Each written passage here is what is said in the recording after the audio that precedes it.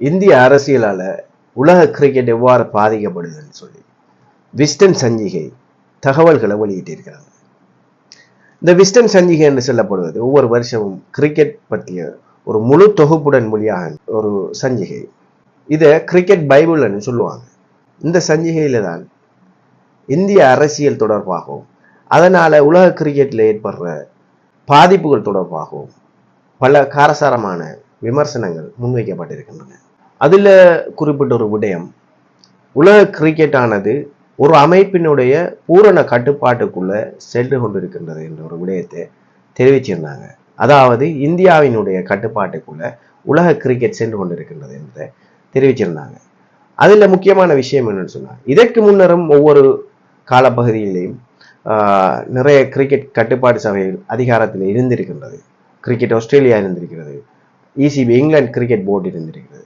அவ்வாறு சபைகள் இருந்தாலும் இந்த அளவு கிரிக்கெட் பாதிப்படையக்கூடிய ஒரு நிலைமை ஏற்பட்டதான்னு கேட்டால் இல்லை.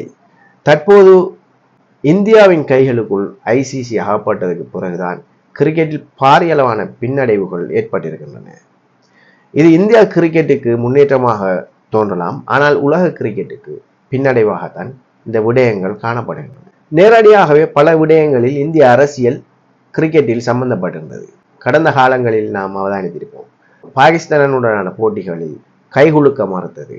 அதே போன்று பங்களாதேஷ் கிரிக்கெட் வீரர் முஸ்தபிசுர் ரஹ்மான் அவர் ஐபிஎல் எடுத்து மீண்டும் அரசியல் தலையீடுகள் காரணமாக அந்த அணியிலிருந்து விடுவிக்கப்பட்டது போன்ற நிறைய சம்பவங்களை அவதானிக்கக்கூடியதாக இருந்திருக்கின்றது. அந்த சஞ்சிகையில் அவர் நிறைய விஷயங்களை ஓப்பனாகவே சொல்லியிருந்தார். பிஜேபி சார்ந்து விடயங்களையும் சொல்லியிருக்கின்றார். அதே போன்று ஜெய்சா, இந்த ஜெய்சான்னு சொல்லுவார் யார்? இவருக்கும் கிரிக்கெட்டுக்கும் என்ன தொடர்பு?